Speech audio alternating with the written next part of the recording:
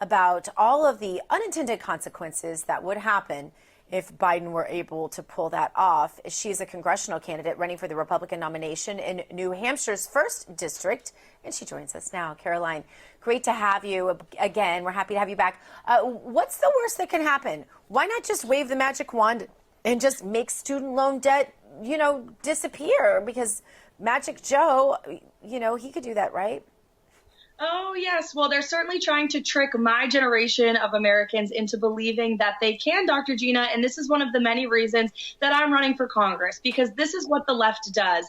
They manipulate my generation, young Americans, and frankly, they try to do it with all Americans, into believing that the government can save them. The government can give them free health care. The government can now cancel their student loan debt. And it is my goal as a young candidate for Congress to show young Americans that this is absolutely not true. In fact, this is a very progressive policy that would actually be regressive for our society, for our economy, and it would make the American dream completely unattainable because it would raise taxes on lower income Americans to subsidize very, very expensive educational decisions of the wealthiest of our country. In fact, people who make in this country $75,000 or more actually hold on to 60% of the student debt that exists. So now we're going to make those who are just trying to make a living, who did not decide to go to college, like my parents, right, who took up a trade and started a business, we're going to force them into paying for the student loans of those who went to Harvard and Yale.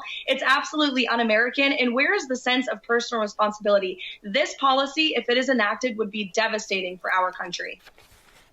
Yeah, I love that.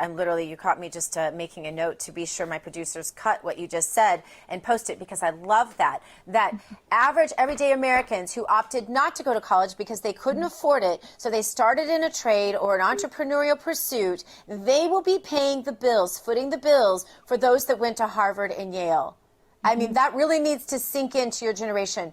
What are those that really love the idea of all of this say to you when you say that to them? So I actually launched a college campus speaking tour here in New Hampshire. I've gone to every single college in the state, almost. We'll be going to all of them. And when I go there, I tell auditoriums of students, look, you chose to go to this very, very liberal place that is bankrupting you, and it is your responsibility to pay for the bill. The government's not going to save you from it. Joe Biden can promise you that he's going to defer your loan forever and ever, but it's going to come out of your paycheck someday, and it's already coming out of your wallet if the short-term consequences of inflation. And literally, these students look at me like I have 6 heads, because they've never heard that truth. They've never heard that point of view on these very liberal universities, which the entire system really needs to be taken down. It's a corrupt system. We need to re-incentivize young people to take up trades, to start small businesses. It shouldn't be more difficult in America to take out a $100,000 loan to pay Harvard University or any of these other hack schools than it is to start a small business. That's the American dream. We need to re-incentivize that and really push back on this culture war that the higher education university is winning right now.